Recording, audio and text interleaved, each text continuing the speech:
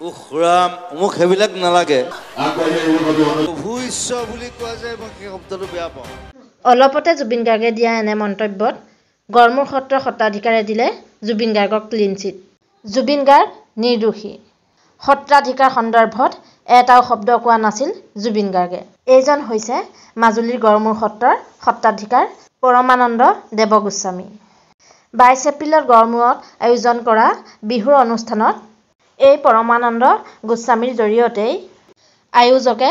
জুবিন গাৰ্গক সংগীত সিন্ধু বঁটা প্ৰদান কৰিছিল এয়া চাওক তাৰ কিছু মুহূৰ্ত শ্ৰী পৰমানন্দ দেৱগোস্বামী প্ৰভুৱে আপোনাক সংগীত সিন্ধু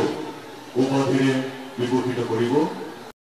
সত্ৰাধিকাৰজনে সন্মান প্ৰদান কৰি মঞ্চ ত্যাগ কৰাৰ পিছতে জুবিন গাৰ্গে নিজৰ মনোভাৱ প্ৰকাশ কৰে এই যে প্ৰভু ঈশ্বৰ বুলি কোৱা যায় মই সেই শব্দটো বেয়া পাওঁ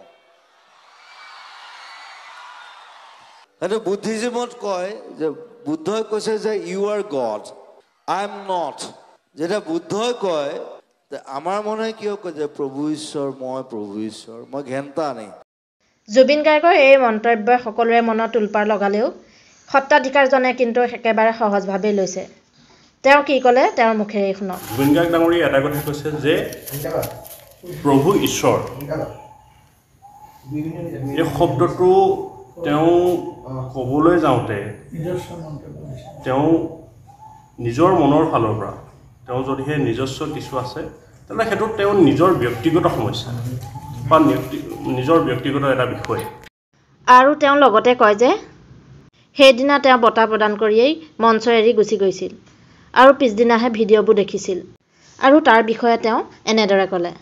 ৰাতিপুৱা কিছুমান মই ভিডিঅ' পাইছোঁ আৰু সেই ভিডিঅ'সমূহ মই সূক্ষ্মভাৱে বাৰে বাৰে মই চাইছোঁ ইয়াৰ পৰা মই এটা কথাই মই বুজি পাইছোঁ যে আজি আমি ভগৱানক আমি ঈশ্বৰ বুলি ক'ব পাৰোঁ আজি মই নিজক নিজেই মই ভগৱান বুলি মই কেতিয়াও নকওঁ গতিকে মই কোনোদিন ভগৱান নহয়ো আৰু সেইবাবেই হয়তো জুবিন গাৰ্গ ডাঙৰীয়াই কিছু সত্ৰাধিকাৰ সকলৰ ওপৰত একো কৰা নাই এটা শব্দও কোৱা গতিকে তাত কিবা আছে বুলি বা তাত কিবা বিতৰ্কৰ কিবা সমস্যা আছে বুলি মই কিন্তু নাভাবোঁ পিছত সমিতি গৈ পেলাই তেওঁ ক'লেগৈ যে আপুনি এইটো এটা ভুল মন্তব্য আপুনি আগবঢ়ালে আৰু তেতিয়া তেওঁ কৈছে যদিহে মই অজ্ঞানকৃতভাৱে যদিহে মই কিবা কৈছোঁ তেনেহ'লে আই এম চৰি আৰু কথা সিমানতে শেষ আৰু ইমান বিতৰ্কৰ বিষয় মানে এইটো থাকিব লাগে বুলি মই সেইটো নাভাবোঁ এতিয়া বুজা গ'ল যে কথা সীমানতে শেষ হ'ল কথা বুলিলেই কথা শেষ হ'ল জানো জুবিন গাৰ্গৰ কথাখিনি ৰাইজতকৈ বেলেগকৈ বুজিলে সত্ৰাধিকাৰে ইয়াক লৈ এতিয়া বহুতৰে প্ৰশ্ন কিয় অন্য ধৰণে বুজিলে পৰমানন্দ গোস্বামীয়ে এইখিনিতে আপোনালোকক এটা ক্লিপ শুনাওঁ আপোনালোকে ভালকৈ মন কৰিব আৰু তেতিয়াই কথাখিনি বুজি পাব সকলৰ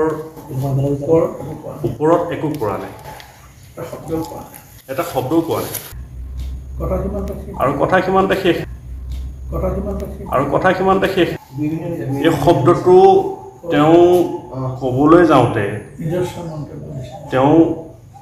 নিজৰ মনৰ ফালৰ পৰা